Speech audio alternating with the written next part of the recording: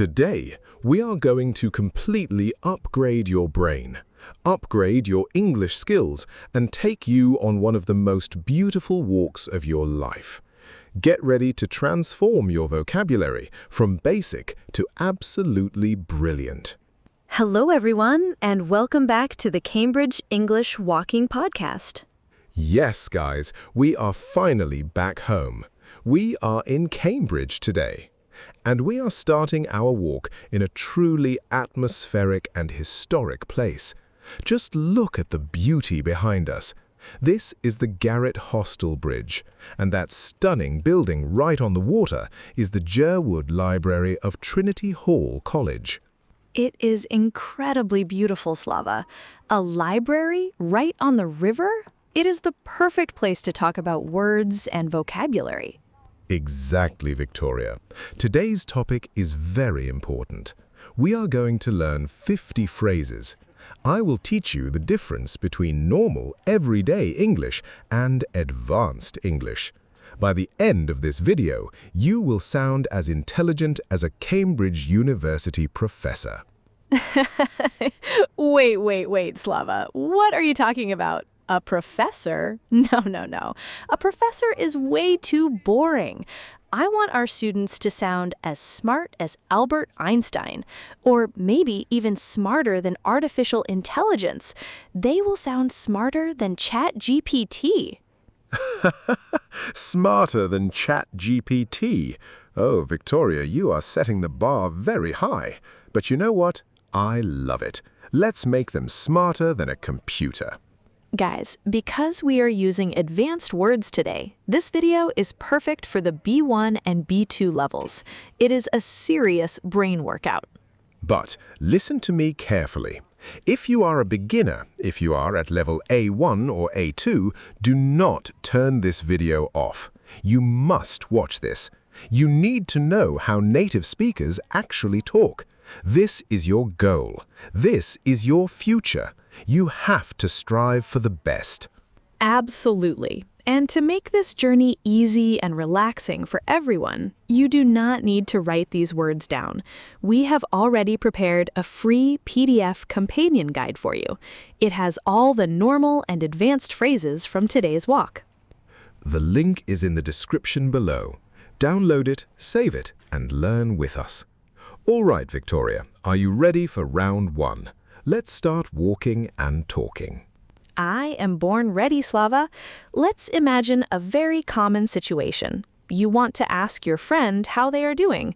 The normal A2 level phrase is simple. How are you? Everyone knows this, but it's a little bit boring. How do we sound like a Cambridge genius? If you want to sound advanced and very natural, you should ask, how have you been keeping? Let me repeat that. How have you been keeping? Oh, that's so interesting. How have you been keeping? It sounds so British and so warm. It means, how has your life been recently? Precisely. It shows that you actually care about the person. Okay, Victoria, what is the next normal phrase you have for me? Well, Slava, walking around Cambridge is beautiful, but sometimes I get tired. So the normal phrase is, I am very tired. Oh, please stop using the word very. It is so basic. If you want to use B2 level English, you have two fantastic options. You can say, I'm absolutely exhausted. EXHAUSTED. Exhausted. Yes, that means you have zero energy left, like your phone battery is at 1%. Exactly. Or if you want to use a brilliant British slang word, you can say I'm completely knackered. KNACKERD. Knackered. I love that word. It sounds so funny to American ears, but British people use it all the time. Okay, Slava, I'm knackered and honestly, I want to eat. The normal phrase is, I'm very hungry.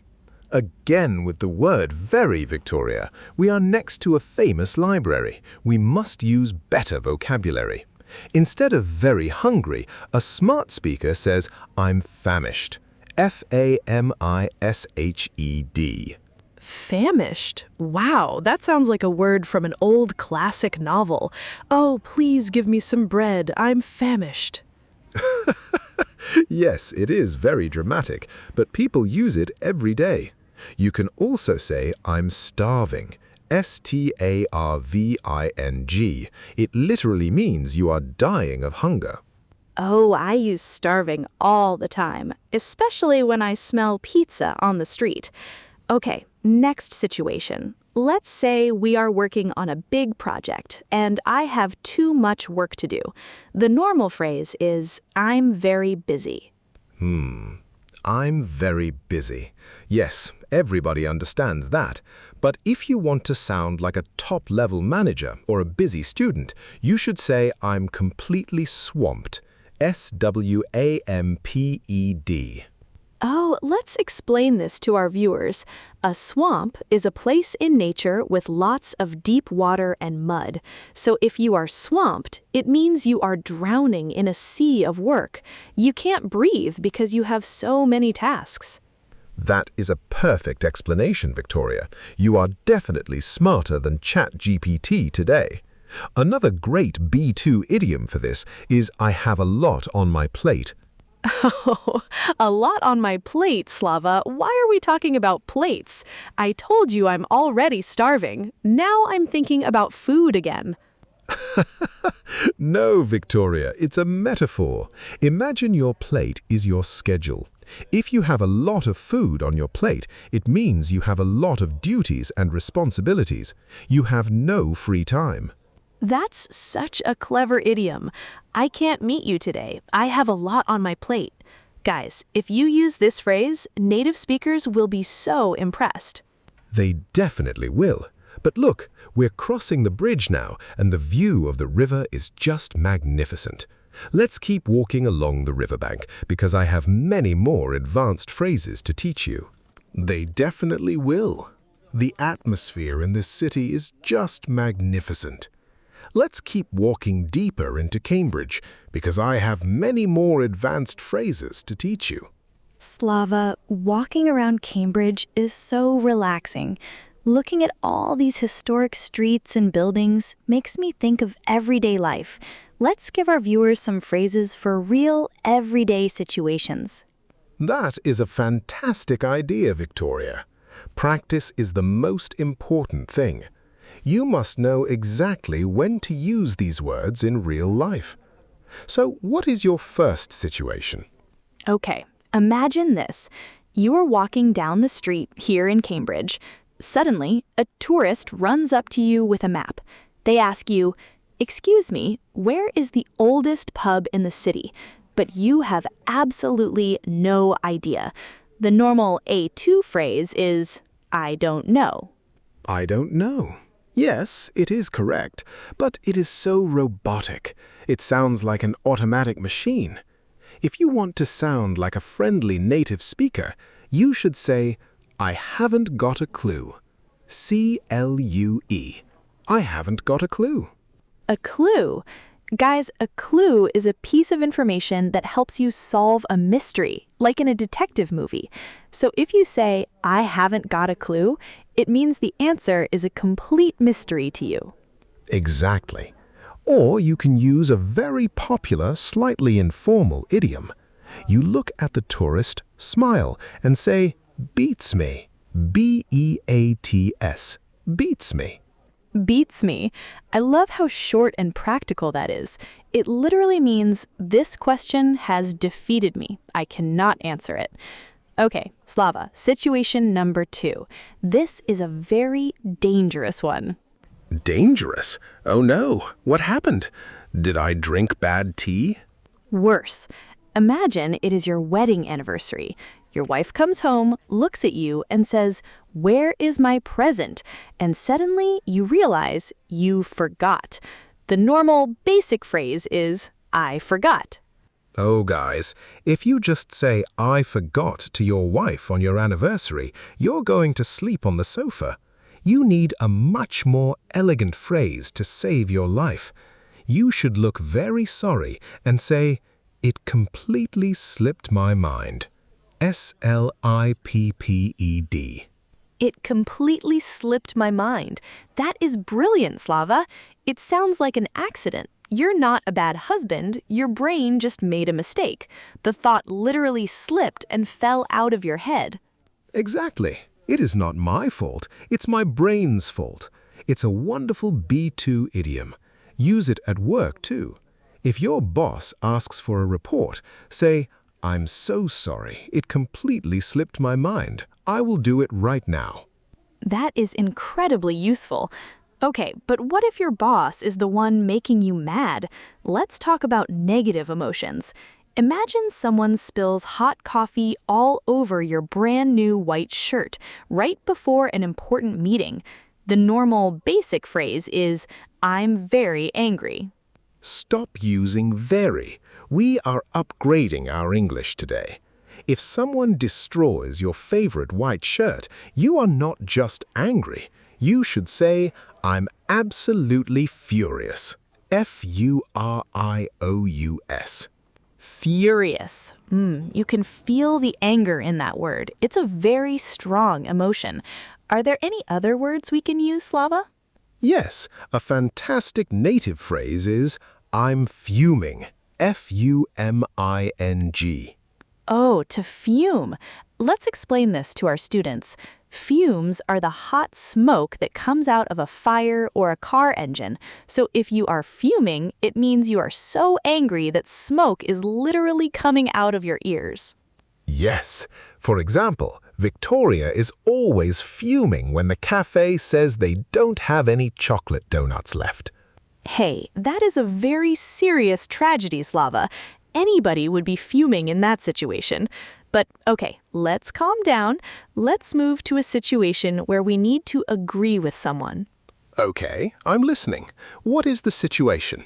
Okay, imagine this. Your friend is complaining about their difficult job. They're telling you a long story and you want to show sympathy. The normal beginner phrase is, "I understand you." I understand you. It is okay, but it sounds a bit cold.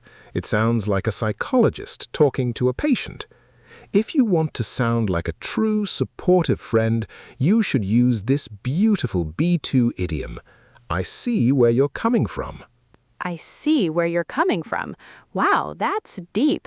It doesn't mean you see their physical location. It means you understand their logic, their feelings, and their perspective. Spot on. Or you can use an even shorter phrase to show maximum empathy. You just look them in the eyes and say, "I hear you." I hear you. Guys, this is very important. It doesn't mean your ears are working. It means your heart is listening. It means, "I understand your pain." It's such a powerful phrase to use with your family and friends. Absolutely. Communication is not just about words, it is about connection. And speaking of connection, look at that amazing old building across the street. Let's walk over there and I will teach you some advanced phrases for office life and daily routines. Walking around here is so peaceful, Slava. You know, learning English with these real-life situations is so much fun. What is our next scenario? Let's talk about the weekend. Ah, the weekend, my favorite topic. Okay, Victoria, imagine it is Sunday morning. It is raining outside, you are sitting on your sofa with a blanket, and your friend calls you. They ask you to go to the gym, but you don't want to do anything. The normal phrase is, "I am very lazy today." I am very lazy today. Yes, that is completely true, but it sounds like a bad thing. Like, I'm a bad person. How do I say it in advanced English without sounding guilty? You need to use a beautiful, sophisticated B2 adjective. Instead of lazy, you should say, "I am feeling quite sluggish today." S-L-U-G-G-I-H. Sluggish. Oh, sluggish. Let's explain where this word comes from. Guys, a slug is a small animal in the garden that moves incredibly slowly. So if you feel sluggish, it means your body and brain are moving in slow motion. Exactly. It doesn't mean you are a bad person, it just means your energy is very low. And if your friend says, "Okay, let's just stay home and do nothing," you can agree with this great idiom. Yes, let's just chill out. To chill out. I love that phrasal verb. It means to completely relax and forget about your stress. Okay, Slava, but what if I actually do want to see my friend? Let's say it is Friday night. The normal phrase is, "Let's meet today." Let's meet today. It is perfectly correct, but it sounds very formal. It sounds like a business meeting with a lawyer. If you are talking to a friend, you should use this fantastic B1 phrasal verb. Let's catch up today. Let's catch up. This is so important. Guys, to catch up means to talk to someone you haven't seen for a long time. You share all your new news, gossip, and stories. Spot on.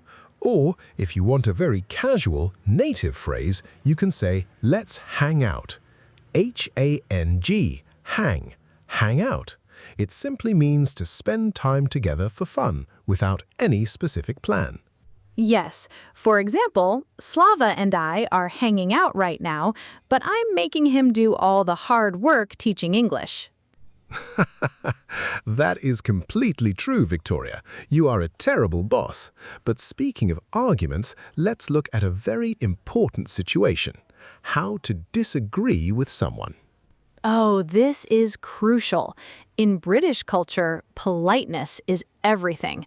Imagine someone says a crazy idea and you don't agree. The normal beginner phrase is, "You are wrong." Oh, guys, please, never say you are wrong directly to a British person. It is considered extremely rude and aggressive. It will kill the conversation immediately. So, how do we say "you are wrong" without actually saying "you are wrong"? How do we sound like a polite Cambridge professor? You must be gentle. Use this elegant phrase, "I'm afraid I disagree." D-I-S-A-G-R-E-E. I'm afraid I disagree. Let's break this down. You use the word afraid, which usually means scared. But here, I'm afraid is just a super polite way to say, I am sorry. You're softening the blow. Exactly. It means I am sorry, but I do not share your opinion. And if you want an even higher level, a true B2 idiom, you can say, I don't see eye to eye with you on this. Oh, I love that idiom, to see eye to eye. We used this in our London walk. If you do not see eye to eye, it means your opinions are looking in different directions. You have different perspectives. Precisely. If you use these phrases, you will sound intelligent, respectful, and very professional. Okay, Victoria, let's do one more situation before we reach the end of our walk. Bring it on, Slava. Let's imagine you are at work and you finished your big project perfectly. You did an amazing job. The normal phrase is, I did it perfectly. That is too simple. If you want to impress your colleagues and sound like a native speaker, you should use this fantastic idiom. I nailed it. N-A-I-L-E-D. I nailed it. To nail it. Guys, a nail is a small piece of metal you hit with a hammer. If you hit it perfectly on the head with one strike, you nailed it. It means you completed a task with absolutely zero mistakes. Spot on, Victoria. You just nailed that explanation. And I hope our students are nailing their pronunciation while they watch this video. But we still have our final, most important block of phrases left. Let's keep walking and finish strong. Slava, we have covered so many amazing topics today. Friends, emotions, work, politeness. But there is one topic that everybody loves talking about. Money. Money. Yes, the universal language. Okay, let's give our viewers some advanced vocabulary for shopping and spending money. What is your normal phrase, Victoria? Okay, imagine we are walking past a very expensive shop here in Cambridge. I look at a simple white t-shirt and it costs £100. The normal basic phrase is, it is very expensive.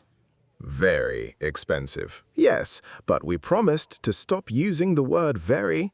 If something costs way too much money, you should use this fantastic B2 idiom. You say, it costs an arm and a leg. An arm and a leg. Guys, this is such a funny and visual idiom. It means the item is so ridiculously expensive, you have to sell parts of your own body just to buy it. Exactly. I wanted to buy that new iPhone, but it costs an arm and a leg. And if you feel like the shop is trying to trick you and steal your money, you can use a brilliant British slang word. You can say, that is a complete rip-off. R-I-P, rip-off. A rip-off. Oh, I use this all the time. To rip something means to tear it violently, like paper. So if a price is a rip-off, it means they are violently tearing the money out of your wallet. It is a scam. Spot on. So, if you see a simple coffee for £10, just walk away and say, what a rip-off. Okay, Victoria, what if the situation is the opposite? What if something is very cheap? The normal phrase is, it is very cheap. Yes, let's say I bought a beautiful jacket on sale for just £5. How do I sound advanced? You should use another great idiom. You say, it was a real bargain. B-A-R-G-A-I-N, bargain. A bargain! Guys, a bargain means you got a fantastic deal. You paid much less money than the item is actually worth. It's a very happy word. I bought this car for a bargain. Yes, everybody loves a good bargain. Okay, Victoria, we have walked so much today. The sun is starting to go down and my brain is full of vocabulary. The normal phrase to end the day is, I'm going to sleep.